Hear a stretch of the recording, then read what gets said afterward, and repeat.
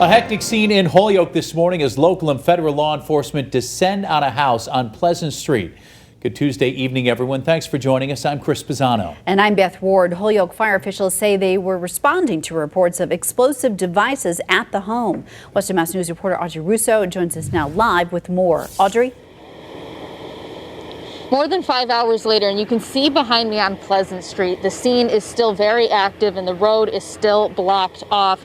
6 homes had to be evacuated as part of this investigation, and we're told that they still have not been allowed back inside of their homes, those families. Now, according to online records, the home at the center of this investigation, 91 Pleasant Street, is owned by a retired Holyoke police sergeant, Gary Bennett. At the scene this morning, he told me he did not have a comment. Another man was arrested at the scene and later charged with possession of an explosive device. For most of the morning, Pleasant Street in Holyoke was anything but.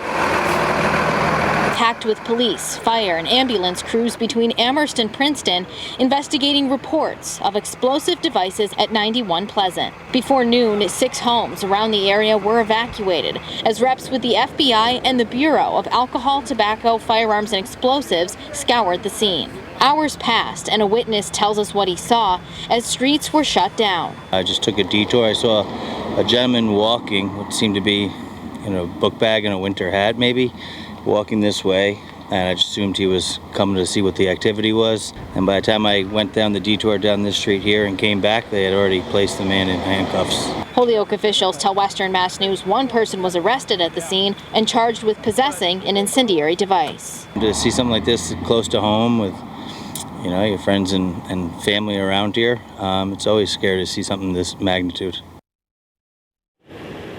Now, years ago, Gary Bennett was awarded $250,000 in a whistleblower lawsuit against the city of Holyoke. We've reached out to Holyoke police for more information on the man who was arrested today. Reporting live in Holyoke, Audrey Russo for Western Mass News.